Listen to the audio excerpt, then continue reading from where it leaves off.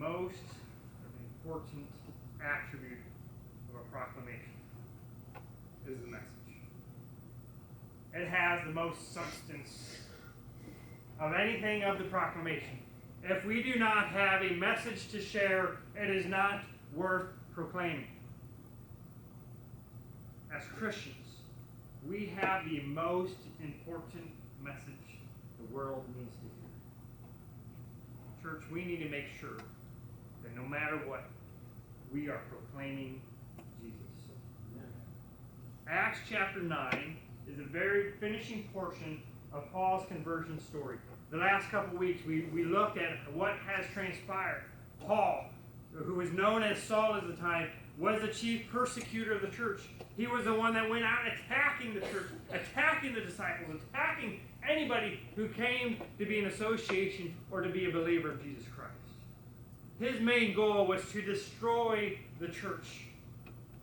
As it says in chapter 9, that he was trying to bind all men and women. It didn't matter who you were. He was evilly hatred to all Christians. But as he was going to Damascus and seeking to get the list from the chief priests of all those who believed in Jesus, all of a sudden he had an encounter with Jesus.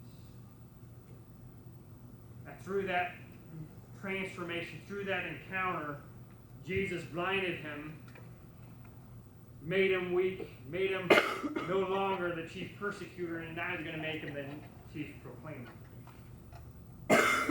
So here's what happens. Ananias is seen, as we looked last week, as a vision with Christ.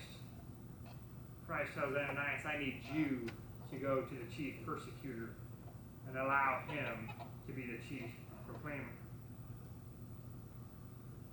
And through that action of Ananias, through the faithfulness of Ananias, and through the glory of God, Saul becomes Paul.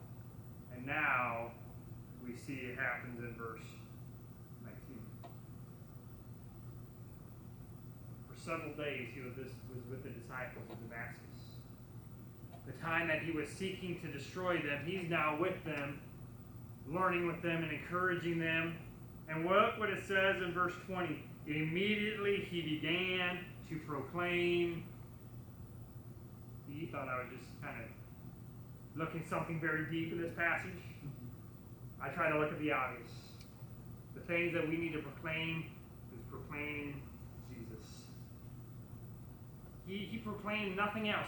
All he wanted to do was proclaim Jesus, how Jesus changed his life, and what Jesus truly did, and not what he thought he did. We must understand the immediacy and the audience of the message. What's amazing about Paul, he didn't have to go to seminary to tell a story. He didn't have to go to a special class to tell a story. All he had to do was tell others about Jesus. And he went to the chief place that he wanted to go to, was the chief place that he originally wanted to go to get the names of the disciples. He goes straight to the synagogues, straight to those who he already had an association with. He already probably knew them by name. And he went there. And he shared the message of Jesus. Because he understood one thing. He understood that the most important message for the world to hear is not about us.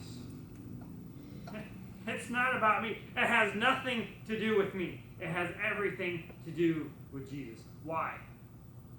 You can look at my life and you can see some of the things that I've done and the things that I failed miserably at. Everything fails in comparison to what Jesus Christ did. Jesus Christ, out of his own love for us, laid down his life so that we can have eternal life. I can say I can probably lay down my life for a few friends. But would I lay down my life for my enemy?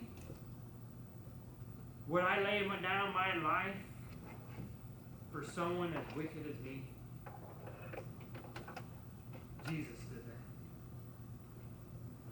We must understand that the message is not about us, it's about Jesus. It's about the fact that Jesus is the Son of God. He proclaimed